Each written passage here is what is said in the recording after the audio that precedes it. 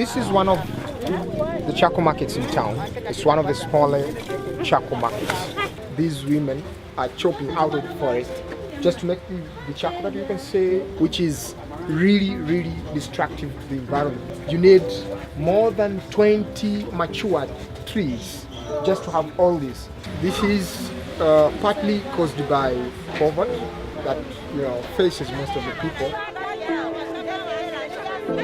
You can see one of the larger buckets is sold at 5,000 shillings, which is equivalent to 2.5 USD. This is a very small amount for them to make a living. So they need to cut many trees at once to make a larger volume of charcoal. All we are actually doing is to educate people about environmental conservation issues, which are considered to be destructive to the environment, especially deforestation, which is the major challenge by the people of the mountains.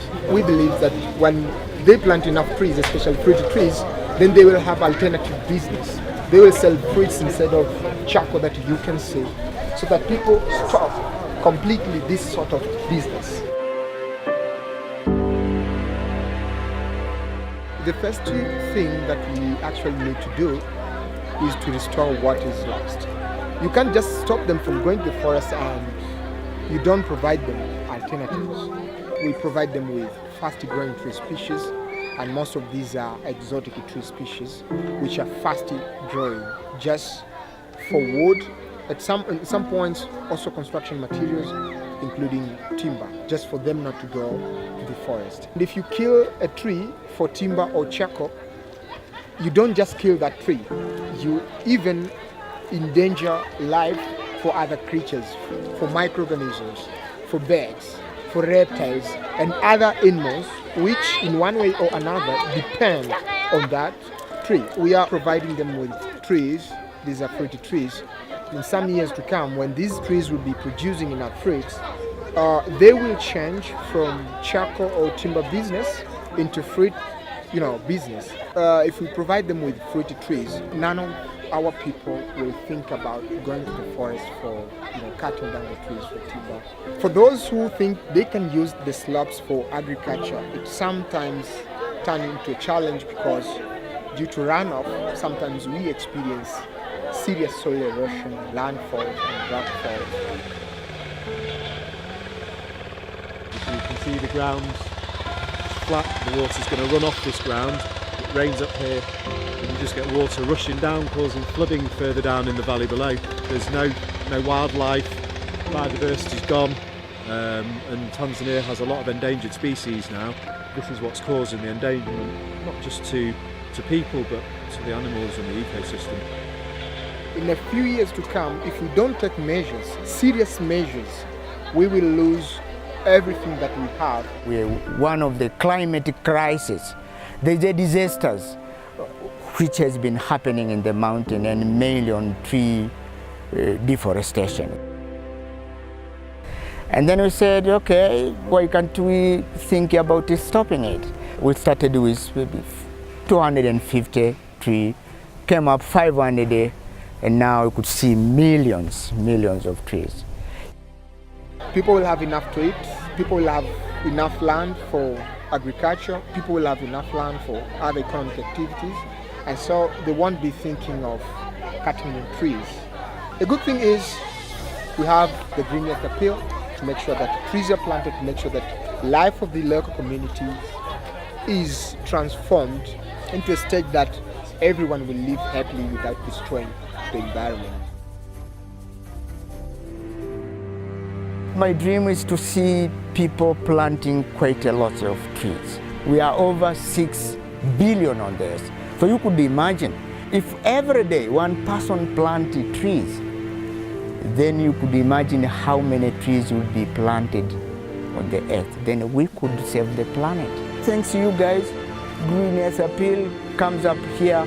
You want to plant a tree with us, and we say thank you very much. You can join the effort.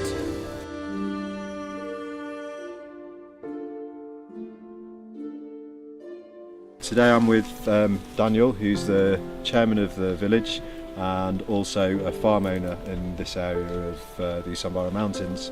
So Daniel, how have the trees that we've planted here changed the way that the farm works? Kwanza imebadilisha maisha kwa kiuchumi. Inaweza kunisaidia kwa mbao, lakini pia kwa matunda. Naweza kuuza kupata kipato. Wakati sijapanda miti hata ilikuwa ngumu sana. Kwa sababu unaweza ukahangaika sana kutafuta pesa sehemu nyingine tofauti, na sasa unaweza ukavuna mti wako ukajipatia kipato. Yapo. Kwa sababu wakati ule sijapanda miti ile ambao na matunda pia ilikuwa hata ada unaweza ukahangaika kuipata. Lakini kwa sasa unaweza kwa kiasi fulani, si sana kiasi fulani unapata. Pia ada watoto na kukamilisha mahitaji yako kama nguo. Is there anything that you personally would like to say to our partners who are the ones that give us the funding to get the trees for you to plant? Kwanza ni shukrani za dhati ambazo wameweza kuguswa na kuweza kutusaidia. Hilo la kwanza, lakini pia tuombe kwao kama itawezekana kutupatia hii miti ya matunda ambayo hasa inatupatia tena kipato zaidi. Wakitusaidia hilo, kwa sababu tayari unakuta miche mingine inauzwa ghali. Tukipata hiyo tunashukuru. La kwanza shukrani. So we're here on Mama Shamela's farm, and you probably heard me talking about agroforestry a lot, particularly when I'm meeting restaurants for the first time. Well, this is a prime example of agroforestry actually working. If you have a look around here, you'll see that we've got really high quality soil. We've got peas that are adding nitrogen to the soil. We've got trees that are raising the water table and bringing biodiversity. And then we've got the crops, the pears, we've got apples, we've got corn. And you can see that everything's growing really, really well. And yet where we saw the deforestation earlier, there's nothing growing. You've just got just dead land. Kiasi fulani bado hatujafanya kazi vizuri, maana sikuwepo muda mwingi, ndio nimekuja, walikuwa watoto. What fruits and things do we sell from the farm? Ni karoti, hoho, matunda kama apple, pears, plums. I'm with Khalifa, who is our guide and expert, and he's just going to explain a few of the crops that we've got here, because there's quite a multitude really. I hadn't realised there was quite so many different types of crops. We have some beans.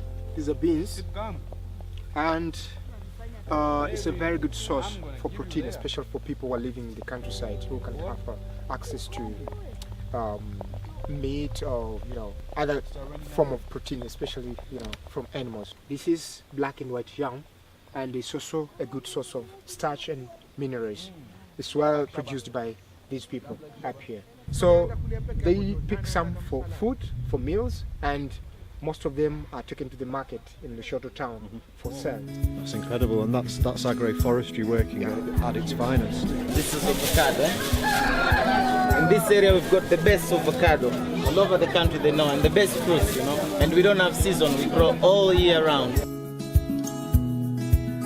Farming, it's all we have here. So my dad is a farmer, and that's why I was able to go to school. And he got some money to send me to school, a good school, and learn also English. So I've just bought some fruit from a store owned by a very nice guy called Bakary.